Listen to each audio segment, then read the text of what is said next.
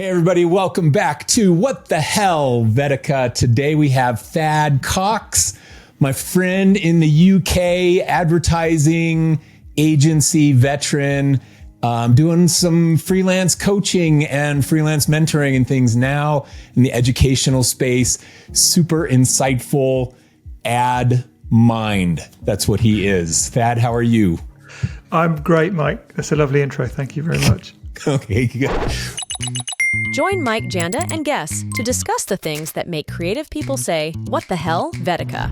Thad and I became like Instagram reel sharing buddies over the last like 6 months or so. Somehow, you send me interesting stuff all the time, and I frequently see stuff that I'm like, oh, he'll think this is cool, so I'm sending things over to you.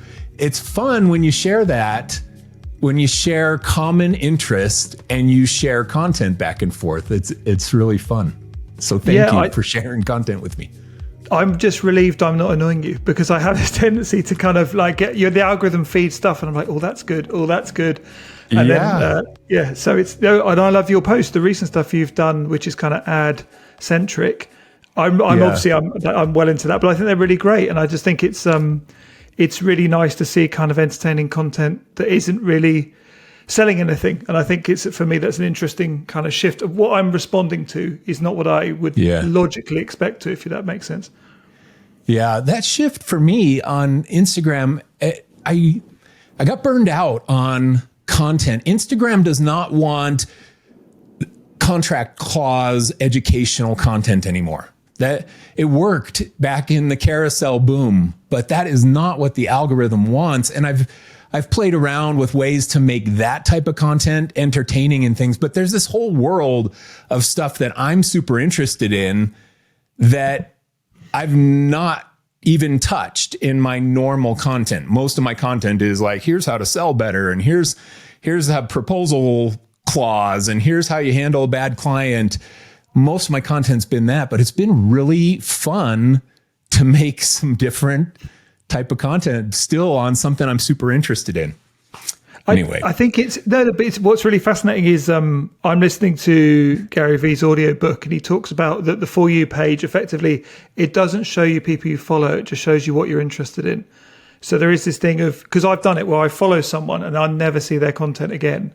And they're kind of, oh, this is a shame. But I think, in a way, because I'm a big cynic about social media and burnout, but actually I think what you're talking about is that bit where you get to like, well, if I'm sharing what I'm into and people like it, then that's the best way to be, surely, because I'm doing it for myself, and then I should naturally attract like-minded people who also appreciate that, which means I'm now doing social media, but it doesn't feel as strenuous because I'm not, like the educational stuff, as you say, it's super valuable, but the algorithm doesn't want it. And I'd imagine, because you know it so well, I would have thought you'd get kind of a bit bored. Bored of the just the repetition of just clauses. Yeah, well, I know, call me crazy, Mike, but maybe it's the thing of like you answer the same question so much, and you're like, I know this is a thing on my audience's mind. But for my own sanity, it's like I can't talk about this, because also the problem is it's very hard to. That's me talking to myself, by the way. Like I said, when I'm answering questions and I'm like, I'm getting bored of my own answer, that doesn't make good content. Yeah. So I think leaning into like weird stuff that you go, I just kind of like this, I think is probably better. Yeah, it's been fun. I don't know. For me, I don't care about the algorithm. Like I'm disappointed about the algorithm, but it's not going to change my strategy. Like these new reels, they're fun for me to make. They're fun to make.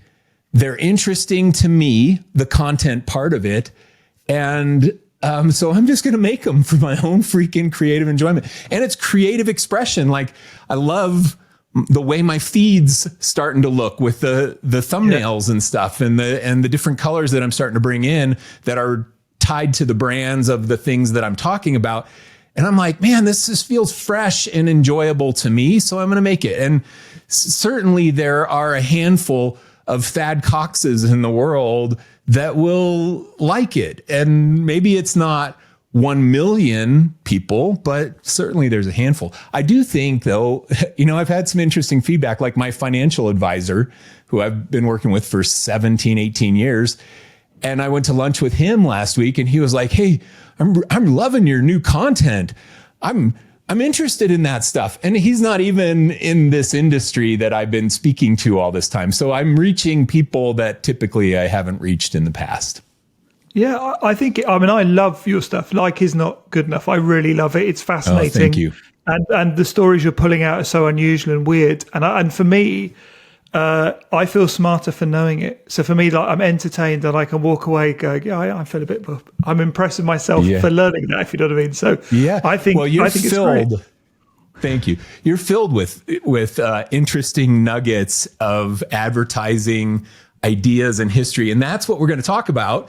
This is a good segue on today's episode. Thad and I were bouncing back and forth on some things yesterday, just in some DMs on what we were going to discuss today. And I started poking around on like advertising trends and stuff. And then I asked ChatGPT for an example, and ChatGPT gave me the example that was Patagonia. And Thad was like, I'm so sick of Patagonia. I can't take it anymore. This was kind of his response. He didn't quite say it that way, but that's how I received it. And I was like, oh, that's interesting, because there are some brands that we are all a bit sick of being the example for every single thing. Patagonia has done some interesting brand marketing over the last few years, but then the ones that we always hear, Nike, Coca-Cola, McDonald's, who else are these leading brands that you're sick of? What other brands, Thad, are you sick of because they've been doing such a good job for so long? Well, you've probably nailed it. I was going to say McDonald's and Nike were sort of on the tip of my tongue. I think it's probably just, the thing, I guess, and this is my problem, but in advertising, the thing that we used to learn was if the idea has been done before, then you have to kill it immediately. And there was a real disdain of knowing that you'd done an idea that had been done. And so I remember in particular, there was this amazing creative director called Dave Beverly, and you would come up with ideas and you'd say to him, like, we've got this cool idea. And he'd like, and he'd disappear and then come back about 10 minutes later with one of his annuals and go, it's been done. And that was his way of saying, start over. So I've developed a real aversion to like what I feel is familiar. So for me, I've just heard those stories so many times that I'm kind of like that's why I like yours, because it's like these are new things for me and my brain craves novelty. So I think that Nike is all brilliant. Funnily enough, I had to do a presentation for a client, like an away day, and he sent me the classic, and I'm sure you get this. It was like, what is the difference between a logo and a brand? And like, this is a logo and it had the Nike tick, and it's like, it's not a brand, this is a brand. And it would list all the things such as your brand is your messaging, your values, your culture. Yeah. And he was like, I think this is brilliant. And I go, I find this really irritating, but I'm like in this world where this is clickbait. And he's like, really? I go, yeah, because if you did everything you're eulogizing, you're espousing about like culture and all that, that takes years to do properly. And it's being written off like a to-do list. So it's really, really, it's not fair. And so I made the point of doing the presentation to his team. And I said this, and I said, because I want something which I feel is kind of tangible that everyone can relate to it and own, like within the business. So the bit I found, which I prefer as a story, is when Phil Knight was talking about Nike. Have you heard this one where he's addressing a conference of people? He says, right, if you run, stand up. And quite a few people stand up, and he's like, okay, if you run maybe 3 times a week, stay standing. And most people sat down. He's like, if you run every day, whether it's raining, sun, wind, whatever, keep standing. And there was very, very small amount of people. He said, well, Nike, we're the ones cheering you on under the floodlight in those early dark mornings, because we want to celebrate the people that try, not the people that win. And I'm butchering it. You can look it up because Simon Sinek tells it better. But I like the sentiment of like, Nike is supporting you because you're trying. And he said that's the ethos behind just do it. It's like, just keep trying. And for me, that role of being like a supportive coach, egging people on, is a much more kind of accessible and relatable ethos behind the brand that you can take and apply to anything. So for me, that's the bit that's interesting. Is I don't want to hear that the Nike logo cost $30 or all that. I've $35, and they gave her the ring with the jewels on it and a stock gift. I know. Is the story, man? It's so, in our industry, it's so played. Yeah. But I guess I'm also aware that, like anything, if you've discovered, like I've never really watched Is It Sunny in Philadelphia? And it's a case of... I've watched a few episodes of it, but I haven't gotten hooked on it. Yeah. I haven't. But when you come to a TV show late and you're like, oh, this is really good. Like Breaking Bad, I watched late and I couldn't shut up about it. And everyone's like, dude, we've all seen it. Shut up. Yeah. So I don't want to be too harsh. I came to Breaking Bad during COVID, man. I was like, I think so. I did as well. It was like a decade late. I was like a decade late on Breaking Bad, and I was blown away. I watched it twice during COVID, and then I just watched it again, like, I don't know, 6 months ago. And it's the best thing ever. So anyway, yeah. So I don't want to, so if you are discovering these stories about Nike, it's wrong for me to kind of, dismiss that. It's great. But I think the bit, and what we were talking about just with the Patagonia thing is because it's so well referenced, you get a combination of I've heard most of the stories before and they suffer a little bit of Chinese whispers where they get distorted because they're retold and retold and retold. So when I was talking to you, it's I'm really interested in the up and coming brands that are kind of trying to be more disruptive. And I watch this as a kind of mentally ill conditioned ad guy trying to understand how they're doing it. But I think that some of the brands that I sent over to you, they're utterly fascinating. And what they're relying on is attention and creativity at their core. And that's something that really resonates with me. So yeah, that's what I'm kind of fascinated by. You teed up another perfect segue.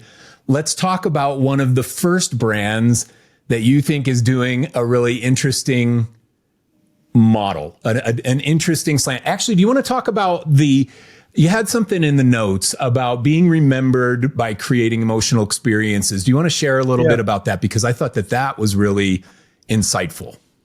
So just before COVID, I was asked to do a talk for VaynerMedia to their accounts department about the value of creativity in the business, and it's not all about conversion. And most of the premise of the talk was on the value of emotion in how we capture people's imagination. So what happens is humans are wired for danger. So what we're looking for all the time is something dangerous, and we get very good at tuning out things we've seen that we think we've seen before. So when you see something you've already seen, you go, well, I've seen it, move on. And it's like wallpaper to you. That's how the brain functions.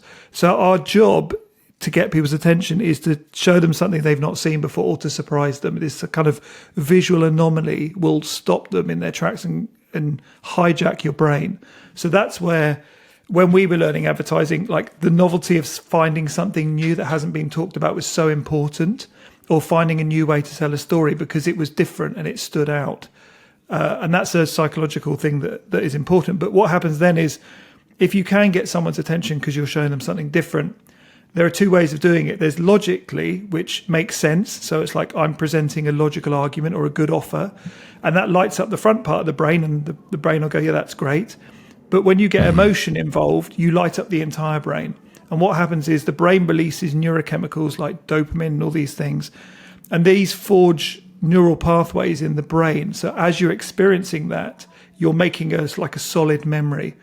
And when you've made that memory before, it's easier to recall it. And the more you recall it, the stronger it stays with you, which is why usually you can activate the memory and the emotion with music or senses or smell. So if we think everyone knows in Up, the scene at the beginning where the wife dies, and it's really emotional, and we can all remember it because when we first saw it, we were overcome with emotion, and then we were able to remember it, and now it just becomes the thing we recall. Or if we hear Unchained Melody and Ghost, I'm showing my age here, it's very hard to watch that and not get a little bit choked up. And it's why is this doing it to me?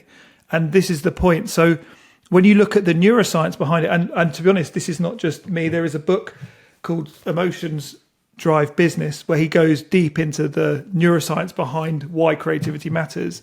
What I'm saying is if we can get people emotional when they watch our content or consume it, we've got a much better chance of being remembered. And if they get emotional and it's positive and they're laughing and they're like, this is great, instinctively we share it. So like the stuff I share with you and vice versa is things that have really charged us with emotion and we want to remember. And I'll remember like the clip you showed today of the Nissan with the special fuel system that I won't go into the reveal, but it's excellent. And so when you remember it, you want to share it, you want to talk about it, and you can remember it, like quotes in films, all these things. So my obsession is how can we stand out, and then how can we make people emotional? And where is the hidden part, which is brands that are using emotion in a really kind of natural way that is somehow very well representative of the brand, if that makes sense. So I have a collection called New, which is when I see something I've not seen before, I save it there. And I kind of go like, how could this be perfect for content? So it doesn't feel like you're selling, but you're just providing a positive emotional experience. And that's how you build the brand loyalty. It's like again and again and again, I'm enjoying my interaction with this brand and I'm building trust until I'm ready to purchase or interact with that brand. Yeah. What brands do you think have done this most successfully over the past decade, 2 decades or so?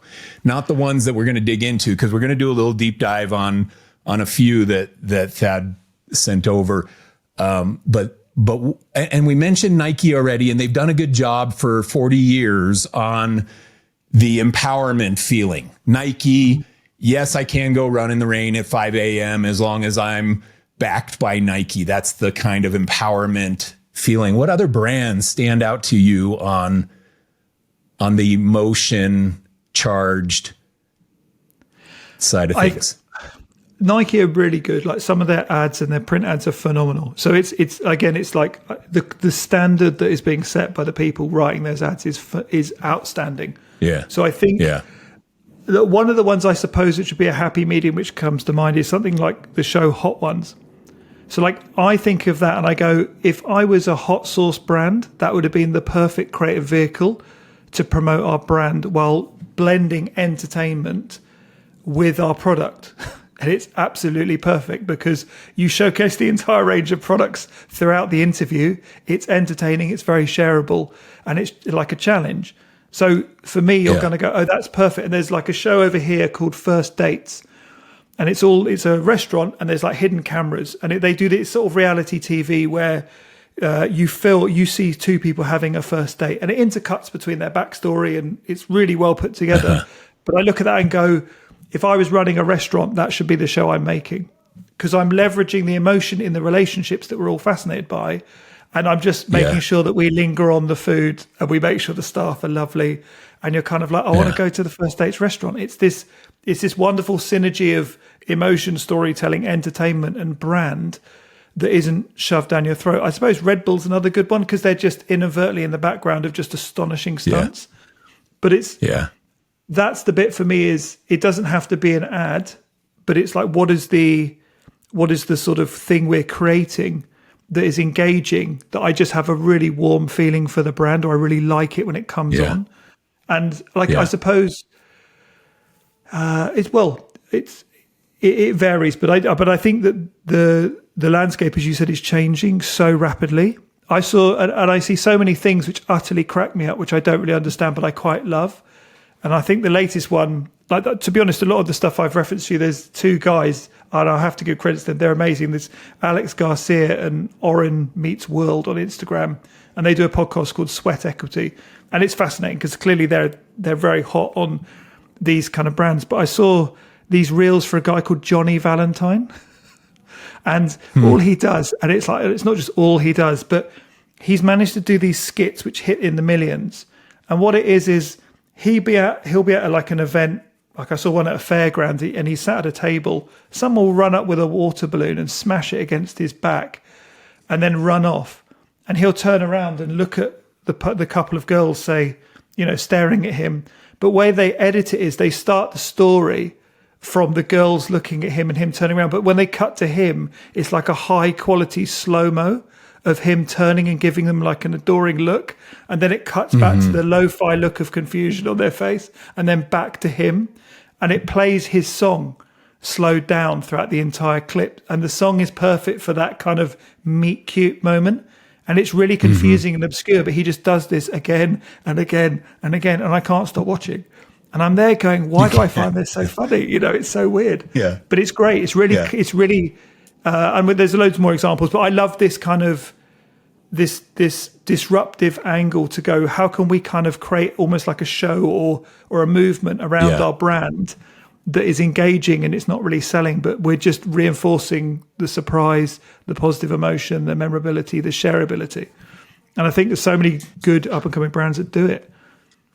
Yeah. So one of those, maybe it's an easy segue to this one, is Lala Cafe. Do you want to speak to that one? That one you found on Alex Garcia post where he discussed it, but tell us what Lala Cafe is doing that is in this vein of creating some micro storytelling that delivers emotion that can then be associated with the brand. Well, I think it all starts with kind of what's the creative idea behind everything that reinforces everything. So it's all about spreading happiness. And the way that they did it, which I like, is they just have a very simple series, which is they drive around LA and just pay people compliments and they film the reaction. And for me, you kind of go, it's so different to how other brands operate, but I really like the simplicity of that as a feel-good reaction, but it's perfectly aligned with what they stand for as a business. So I think it's interesting because when you think, how am I going to promote my coffee shop? That's not the typical way to do it. But I also like the sort of efficiency of going, right, this is a repeatable series. So as long as we drive around LA being nice to people and spreading happiness, then I think we're good. And you're kind of like, this is, again, it's like a really clever way of spreading the awareness of this business, because I watch his reel. I'm like, oh, this is brilliant. I really like what they're doing here. I'm telling you, now we're on a podcast. It's like, if we analyze it, the sharing is happening because the content is entertaining. And so, like I said, it's not without that kind of show, I suppose. It looks like any other sort of cool, sort of trendy cafe that serves highly caffeinated, super sweet drinks, and so it's like, well, why should I bother with them? But the way they're doing it, it's so disruptive. And I find that's inspiring. I think it's mainly on their TikTok they were doing it on there, which another drive-by kindness. They have it here. They have it on their Instagram too. So I have it on the screen for those of you that are watching the video version here. And I won't turn on the audio because we're talking, but so they're just driving around telling people they have a beautiful smile. Hey, I love your shirt, that kind of thing. And the people are just giving their genuine response. And it's not anywhere saying, drink our coffee. There's no salesmanship in this at all. They're not selling anything. They call it drive-by kindness. And I think it's super fascinating what you're saying here. Now, if we look at this, Thad, as where does this come from in their brand strategy? You go back to creating the list, like you said, of Nike, there's the swoosh, but that's not their brand. Their brand is this. But somewhere along the line, somebody methodically creates a series of brand adjectives that become these defining principles that the brand wants to stand behind or be associated with. And inevitably, one of them in this case would have been kindness or niceness or spreading joy or something like that. And that's what they want to have at the heart of their brand. So some smart marketer out there thought, okay, well, if that's what it is, then let's just figure out a way to spread joy and make that one of the channels of content that we're creating. And it's super genius, because here we are talking about it and they're selling coffee because people are talking about this campaign that has nothing to do with selling coffee. No. And it's the ironic thing is, I was in Starbucks and they were super busy, and I said to the staff, oh, you're doing an amazing job. I can see how patient you are training new people, and it's bonkers in here. And I just wanted to say, I think you're doing a great job, but thank you very much. And you could see they were like, oh my God, thank you so much. Oh, people are starved of compliments. I would imagine it starts out with just, again, it's this thing of, can you be disconnected enough to observe the humanity and the behavior of what's happening? And I would imagine that it's this thing of, if you give someone a compliment and it's linked to your brand, you're going to go, hold on a minute, there's something in this. And the whole drive-by, angle, which is normally very negative, but you're doing drive-by kindness, it's a drive-by compliment, isn't it? Right. So it's a case of, most people don't get compliments. We're all starved of it. And if someone gives, and they're not just superficial, they're specific compliments. So, I just think it's quite funny because it's like the people's reactions, they're genuinely kind of touched by it. And they're genuinely kind of put off as soon as somebody slows down next to them. Like, look at the face on most of these people when the car slows down and they look into the car. A lot of them are like, huh? What are you talking about? Or why are you stopping me, like that lady right there? Yeah. And then they give the compliment and then they're just so surprised because that was the unexpected thing. I love that. I love this campaign. Also, it's such a good observation because you're looking at the reaction because, like I say, everyone is like, oh God, what now? But considering we've seen so many of those sort of, those fake influencers who go, I'm going to give you $1,000 and all that, that's all that fake stuff. This feels, I'm sure not everyone goes well, but I love the sincerity and the genuine emotion of the people. I really believe these. And for me, like I said, this is the clever thing because I think it was years ago someone told me about that. There's a Google report about when they wanted to make the switch from, instead of having customer touch points with someone, like you need to have 7 touch points before they're confident enough to buy from you. So that's why you see lots of pop-up ads. It was about they need to spend 7 to 9 hours with you. So that's why podcasting is great for building trust because it's a very much a one-on-one experience. And that is the theory. I think it's why someone said that's why Amazon produces Amazon Prime, because they want you to spend time with the brand to build the trust so you want to buy from it. This keeps you with the brand because it not only does it share the brand, you keep wanting to watch episode after episode after episode. And so it's a really clever strategy to go, how can we keep people engaged without selling to them? And this is how you do it. And so you're kind of, if I was in LA, I would be tempted enough to see what it's like. And I'm just going because I love what they're doing. I'm not going, I don't know any drinks, Yeah. So I think that for me is it's how it's affecting me is what I'm fascinated by. Yeah, I think that's an interesting thought on Amazon Prime or Prime Video that they call it. And they dropped the Amazon off of Prime Video. They're just calling it Prime Video now or Prime as if that's the channel. And which it is the channel, but they've reduced the emphasis on the Amazon brand in there, but we all still know. And I think there's something interesting there too, because the data side of that is the secret weapon, because now they're analyzing everything you're watching because you're watching it through their platform. And so when you go to their website and you've been spending your time watching, hot ones or first date content or whatever you're talking about, first dates, restaurant stuff, it can start feeding you products that relate to the things that you've expressed interest in. And I think that there's something in that as well. Yeah, I know I'm being tracked and I'm kind of relying on it because I can't remember things. And I'm like, it was like you'll hear something referenced in a film and you're like, oh, what's that thing? And so I was watching Masters of the Air on Apple TV and it's all about the B-17. Yeah. And I was like, is it the B-19 or B-17? And I was like, Masters of Air B. And it filled it in for me. I go, okay, great. Because I know I'm being tracked. I'm going, help me out here. So I've given There's no way not to be tracked. That's the thing, this little tangent sidebar. But man, I just embrace it too. And a lot of people, like I accept everybody's freaking cookies. Every site you go to is like, hey, this person wants to track you. I'm like, accept. I know from a privacy standpoint, I understand the ridiculousness in that. I'm glad that people are asking now. Some of the people are asking, other ones are tracking you whether you like it or not. I don't get that pop up every time I go to Facebook, but I do get it on websites and typically. nowadays.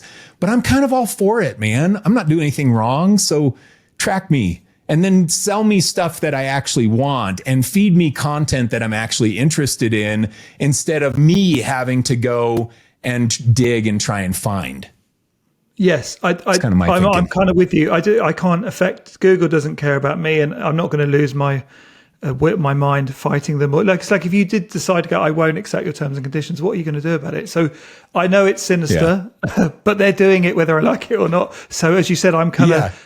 I'll lean into it and trust the algorithm to go find some obscure film. Like I'll do that and go, I like this film. There's a film called The Way Back. Have you ever seen that?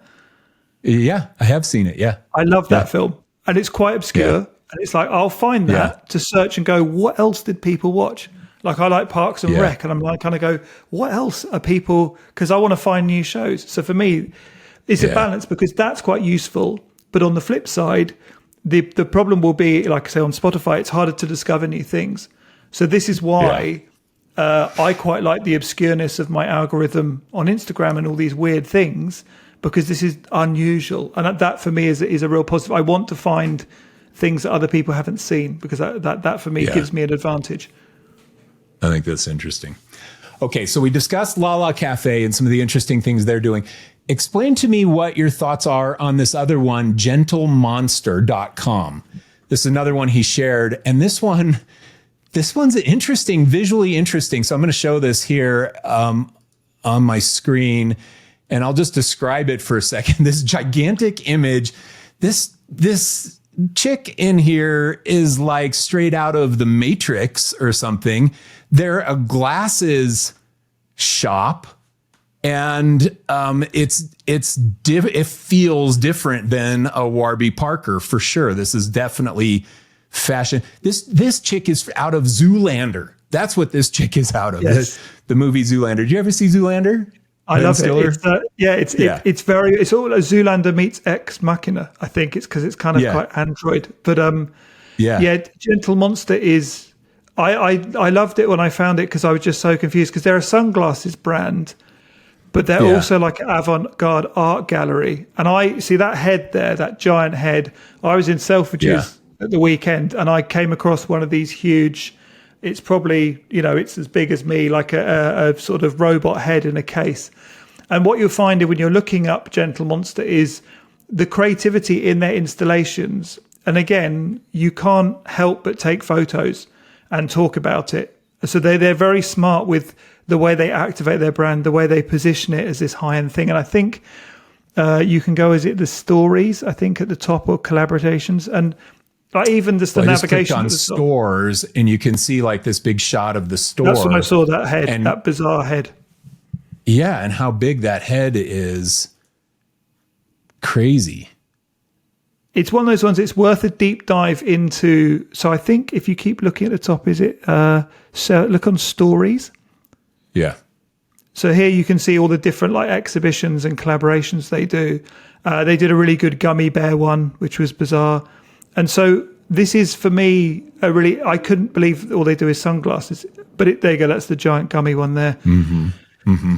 It's so bold visually and so unusual and so unique that I really like, again, the way they've done this because it's so different to everything else. And I think what you're relying on is it's so Instagrammable. You just can't help but take a photo and share. So that emotion, again, is I found something new that I've never seen before.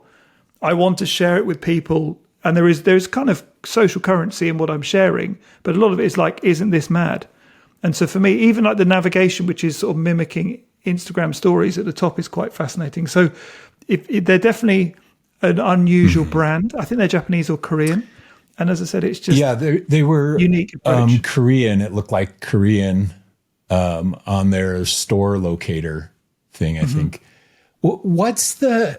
How do you think a business like this makes it? Because you see that, and then you see the amount of money and brand risk or advertising risk that they're putting into being so avant-garde, but their prices are like $300 for a pair of sunglasses, $275, $245 for a pair of sunglasses.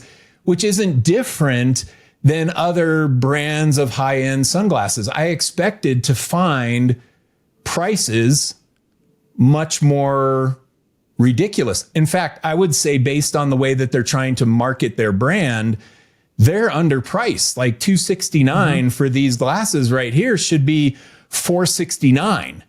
Like you're make people invest in that brand. That's my thinking. But how do you think they're making it financially? I mean, they just like feeding tons of money into this and taking losses for now as they build a mega brand? Or what do you think is happening here business wise? It's a really good question. And I'm a bit like you. It's baffling because it's so much expense to promote it's a pair of sunglasses which are not affordable, but they're reasonable. They're less than you would expect. I hear stories of so many startups being they're being pumped full of money, but they're not profitable. It's that sort of thing if they're just massively acquiring customers. I don't know why it's working or if it's working, but I love the fact that they're doing it. That I think for me, it's more, I appreciate that there are brands like this around doing something so radically different because it gives you hope that it's possible. And I think, like you said, the prices don't fit with the positioning. But again, I don't know. I'm not in deep enough to know who their audience is. Judging by what you're scrolling through, it's quite young. So if you're aiming at younger people, you can't have stuff that's too expensive. But they are. Even the naming brands, and you call your sunglasses Gentle Monster is, for me, it goes against all the rule books of what we're told of like what a brand should be called, and it should explain what you do. Again, for me, this was it. My behavior is to share it with lots of people, and that's doing the marketing for them. And I'm probably not alone. So there's some smart minds on this behind it, but I love it. Yeah, and that's the way that a brand like this has to be mass market in order to make it. Like if you're selling these glasses for $269 per pair of glasses, which a lot of them are in that kind of price point. You have a ton of choices in that upper 200s price point. And then on the high end, they're like 350 on the high end. You got to sell mass volume to make that business work. And maybe that's the logic behind this smart marketing that is hyper shareable, that you've got the giant Android head and people are going to take selfies with it and they are going to post it and they are going to hashtag and tag and all this stuff. That's the only way that it's going to work, because there's no way that at these price points that their margins are going to work to make this profitable unless it's a volume play. I'm surprised they haven't heard of them until you sent that. I mean, it could just be that the other thing is that they're going for the generational thing of like, if we can win over the kids who are sort of like early 20s, and they stay with us when they're older in 10 years' time, they can afford more expensive glasses. So it could be a long play, but it's a hybrid of art and sunglasses coming together. Yeah. So for me, again, it's a different approach. That's the bit I'm fascinated by. It's like if you presented it, if I was like, Mike, I've got this idea, giant 7-foot mechanical heads like Westworld in huge exhibition spaces to sell glasses, and we're going to call them Gentle Monster, you'd just be like, I need to get rid of that guy. He's mental.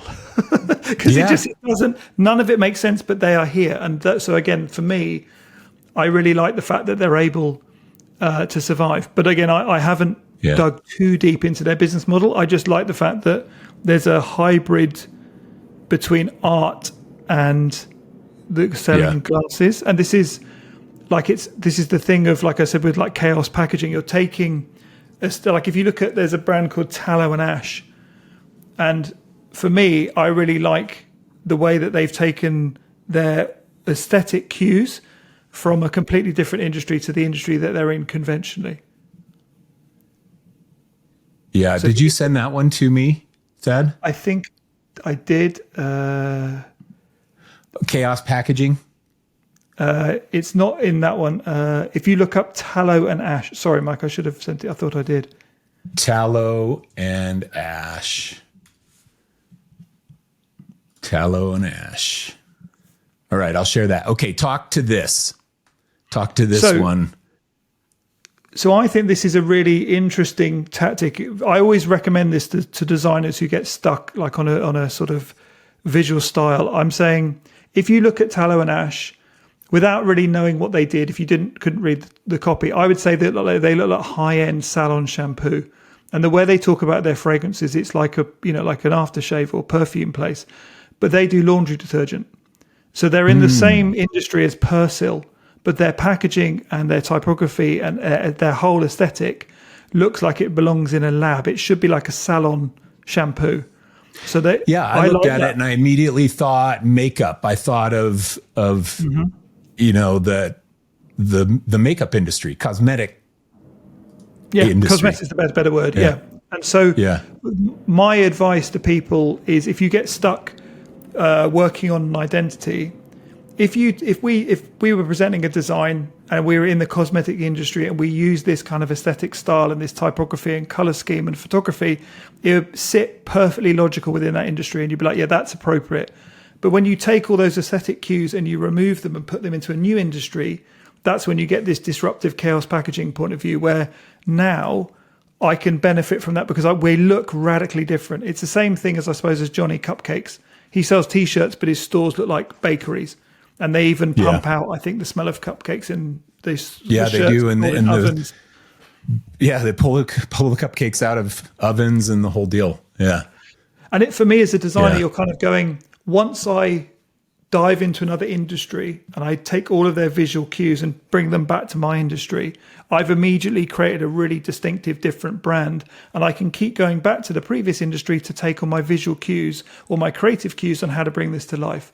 So the Johnny Cupcakes one, you would have gone like, well, this is T-shirts, but it's called Johnny Cupcakes. But that expands into, I'm sure, like the packaging, it's all, or how would a bakery do it? Let's keep it in the ovens. So for me, this is where you get so much creativity and stand out because you're different, which is what we talked about. You have to stand out, but all you're doing is leveraging the aesthetics. So if you wanted to create a new burger place, but you took your visual cues from like a high-end car dealership or a jeweler's, it'd be very different. Like if you look at Chanel, the way that's presented, it's fascinating because it's very limited numbers. Everything's lit like it's in a gallery. You have to queue to get an appointment. Everyone is immaculate. Now, if you took a burger brand and you had to queue to get an appointment and there was like a limited range available and it was beautifully done, purely just from a visual kind of stunt point of view, people would be fascinated by it. But all you're doing is switching aesthetic cues. So I always find if I'm stuck on a design, I just go, what's an industry that is completely different to this? And what would be appropriate for that industry can I pull across? And how does that change how I think about the branding job I'm doing? Yeah, I think it's super fascinating. When I do branding with clients, it was always the mindset, we got to research your competitors so that we can look like them enough that we are tied to the industry, but so that we can differentiate enough that we have our own unique positioning. I think what you're bringing up here is really interesting with Tallo and Ash. The product relates to the industry of laundry detergent, but it does not look like Tide. This looks like a cosmetic brand. And so they're differentiating. The natural, normal approach for a Johnny Cupcakes style t-shirt shop is to do a threadless. Do what threadless has done for the last like 15 years. You've got a gallery of your t-shirts and the art, and you just follow the same pattern, but that doesn't differentiate you at all. It doesn't make a unique brand. And I think what you're pointing out here, Gentle Monster, same exact thing. It does look like Ex Machina, Zoolander kind of level of fashion industry extremism and art. But then all of a sudden it's a pair of glasses that really is competing with a Warby Parker in the world and they wouldn't say that Warby Parker is a competitor, but Warby Parker is a massive online glasses shop that emerged in the last like 10, 15 years because they were differentiating in fast shipping glasses. Try before you buy, send the ones you don't want back, that kind of approach. Anyway, I think it's interesting. The bit that I think pulls it together is if we take the tallow and ash, I think that the same people that would buy the salon cosmetic shampoo would also buy the detergent if it looked like that. So I think you get the same audience. I think that's the bit of reassurance. So I think the people that go to the high-end salon, they'll buy Tide if they have a choice, but given a more aesthetically pleasing choice, because I think that matters to them, they'll gravitate to tallow and ash. So I think you capture a very specific type of audience that's more aesthetically aware or more considerate of that. So that's where the safety is. It's like, well, they're buying that look from another product, so why can't they bring it over here? Because they'll feel safe with that. And it's the same thing if you were to build that brand, you would look at all the visual cues of the other brands they buy and go, right, well, let's take the best visual cues of those brands. Because you've got to think about if you buy a high-end Mercedes, you probably go to a members club, you probably stay at certain hotels, you probably have certain watches. And us with our designer head on can go, they all use serif typefaces, they all use minimalist layout, they all use muted colors. There would all be, we could see the similarities. So now you go, right, if you want to launch a burger product aimed at those people, just take all the same visual cues, put it into your burger and watch people just go, this is mad, so different. But it's not, it's what they're used to buying. So they've already been buying it. And if you want to reach them, that's how you get it. Yeah. Okay. That point was super insightful.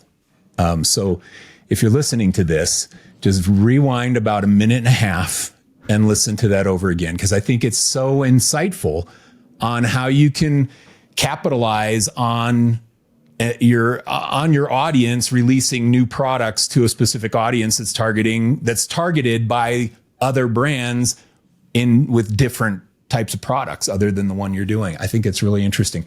Okay, we have time for one more. I know we could talk all day on this stuff, but let's talk about Wimbledon, because I think that this was super fascinating. Yeah.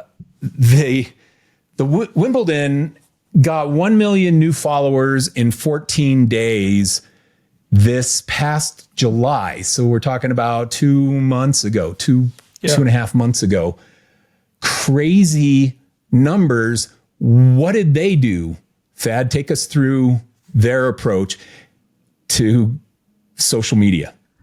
Well, I'll be honest and say that, again, that Alex Garcia guy does a brilliant breakdown that will be better than me. So I'm just going to, and like I said, I've sent you the case study that he did because I figured he's doing it really well. He deserves full props for this. So, but what, again, I'm looking at is what's the takeaway that we can all learn from what they've done. So for me, the simple thing is, if you're at a sporting event, it's not enough to show me what happened in the event. Take me to the event as much as you can with the content all around it. So it makes me feel as if I'm there. Now, if you're at Wimbledon, and I went years ago, I was lucky enough to go, there's so many other things that happen around the tennis. So you have like the whole entrance, the strawberries and cream, the champagne, the sort of the queuing for tickets, all the sort of ceremony, the branding. There's so much around Wimbledon. So it's what they're doing beautifully is they've managed to get a content pillars and strategies and themes and little shows that play into that. And for me, that's what's really clever is they're basically taking you to the event and they're documenting everything around it as well as the sport itself. Because obviously the matches were the big thing, but now people want to see everything around it. And that means I want to see the crowd's reaction. I want to see them warming up. I want to see their post interviews. I want to see what's happening as they set up the event. I want to be there when they close everything down. I want to see the people who work behind the scenes. But the Wimbledon strategy is very smart because they've organized it so they're able to capture current content as it's happening. And I spoke to someone who knows the team that worked on it. They've got a huge team. They're using a very clever strategy. They're using AI to do a bit of their editing and other bits and bobs. But it's very impressive because they're able to capture so much so fast to keep you, again, I'm engaged in the storytelling and the humanity and the emotion that's going on around the actual match itself. And because of this, I don't need to know the players because I'm just tuning in to effectively what is a human soap opera of like what's going on. And humans, we all love gossip. So that for me is interesting. So again, if I was looking at this at any other business, what you're trying to do is go like, well, how can you take me to the place? If you had a hotel or let's say a restaurant, it's like I go there for the meal. So logic would say, let's showcase the food that I'm going to eat. But I would say, no, show me everything around the food I'm going to eat to get me to want to go. And so therefore I'm going to want to work like, show me setting up the restaurant, show me closing down the restaurant, show me the behind the scenes service, show me the chef prepping his team before service, show me the chef going to source the ingredients, show me the guest talking about it, let me hear overheard conversations in the restaurant, like share the drama going on. And we've not even talked about the food, and the food is the thing you go for. But again, in doing that, you open up so many other avenues that you can find for content. And for me, that's the bit where if you can find things that are much more practical to do and less kind of budget and time requirements, now you can kind of compete. Because if you're showing me the behind the scenes, or if I'm sort of understanding like why you love your restaurant and what's the founder's story, that's much easier to tell and much easier to, and it's not, like I said, it's just one of those things that it's interesting human-led content for me. And it opens my mind up to going, how could I be doing content differently? So what I thought all that is so fascinating, and it makes content easy. Like all of a sudden you've got all these different channels of content ideas that you could pursue for your business. As we're talking here, and I'm looking at you on my teleprompter with my tripod here and the crossbar that I bought with my weights on the other side to offset the weight of the camera and stuff. Like nobody sees that stuff, but that's fascinating to people, the behind the scenes. But in order to do it, like go all in and do it. And that's what I think is interesting about Wimbledon here. They posted 1,043 pieces of content. 376 of them were videos. And they did it in 14 days. 1,043 pieces of content. Now, the average person does not have a team of 10, 20 people wandering around Wimbledon shooting little micro videos and everybody uploading them as they go with limited approval process. I'm sure it was just shoot it and post and shoot it and post. And we trust the people that we've assigned that to be able to produce that much content. But you certainly can give your audience or your target customer a little behind the scenes of your workspace, and you can do that and shoot that in 15 seconds or 20 seconds and throw that onto your Instagram stories to give people that same approach. And you can do that once a day or twice a day or 3 times a day. It doesn't have to be 1,043 in 14 days like this to have an impact. And I think that's my takeaway on this. Wimbledon makes me feel like, man, I'm not producing enough content. My content's too polished. It's way too polished, way too refined. I've got to just be more apt to just turn on the camera and shoot some interesting things. I just threw away like 15 years of communication arts magazines a week ago or something. They were all from my agency. And it weighed down my trash can so heavy that I could barely drag it to the street to be pulled away. And I was nervous that the dump truck wasn't going to be able to, the trash truck wasn't going to be able to pick it up and throw it into the thing because it was so much. But I didn't need the paper. Okay, now people are going to be hating on me for not recycling the paper. I get it. I'm sorry. I apologize in advance for that, but I just needed to get rid of them. But that kind of thing would make for interesting content for some people to just see, wow, it's a different take. And that different take doesn't happen unless you decide to turn on your camera and see what happens. Think of the idea and then shoot it right then and then post it right then. Yes, there's I remember there's a guy called Myron Golden who's growing massively on YouTube, and I think he's a pastor, but he just said that when he first started, it's like he was doing his sermons to his crowd anyway. He just happened to turn the camera on. So it's this thing of like he was already doing it. He just, like I said, now, as you said, turn the camera on and record it. But there was one more link I sent you, which is exactly this, which is make your ordinary extraordinary. And that for me was a really eye-opening little article I think I sent. Yeah, so behind the scenes moments you overlook. And this for me was really interesting, because here, and this is one of the things I would join TikTok to follow the accounts that they've referenced, because they'll do things such as, so a really interesting, like Sotheby's are on TikTok documenting like the sale of something, and you've got the guy there from the Getty Museum saying we use magnets to make sure that all the pottery doesn't fall over if there's an earthquake. And then you've got the Ritz doing like, this is how we do room service. It's absolutely fascinating, but it brings people into your world. And that's one about like filling potholes. And so like, again, you've got all this, that's the one that's the auction at Sotheby's with the dinosaur. It's really fascinating to see this, because again, it's happening anyway. You just turn the camera on and you don't put too much emphasis or stress on yourself to get too much, but you allow people to pick and choose what they find fascinating. And the novelty of seeing, again, show me something I've not seen before, because that's fascinating. And if I am interested because like, oh, what's that? And then I get emotional, I remember it and I share it. So for me, that article, and I'm sure you'll include all the links here, was really inspiring because it made it accessible. Because if you are going to a restaurant and you go, why do you pick this veg over this? Like, just tell me. And most chefs just go, I don't even process the thought of why I pick that veg or why I don't choose to do this or whatever it is. But if they tell you, it's fascinating. And weirdly, this is the balance. And you're doing it all day, every day, like you setting up your studio, all these things you're doing, the decisions you're making that come from years of experience, just letting people in to know you're doing them is enough. And I think, and look, I'm someone who struggles with creating content because I overthink everything. So much so that I never post a bloody thing. So I'm awful at this. But I wanted to give examples at the very beginning, which is accessible. This is why Patagonia is brilliant, but they've got a big team and big budget. What can we learn? Which is bring me into what you're thinking. Like, for example, I go running every day in the morning. And when I come back, one of the best parts of my day is I open my door and my fat little sausage dog is waiting for me. And I've just started filming that to send to my daughter.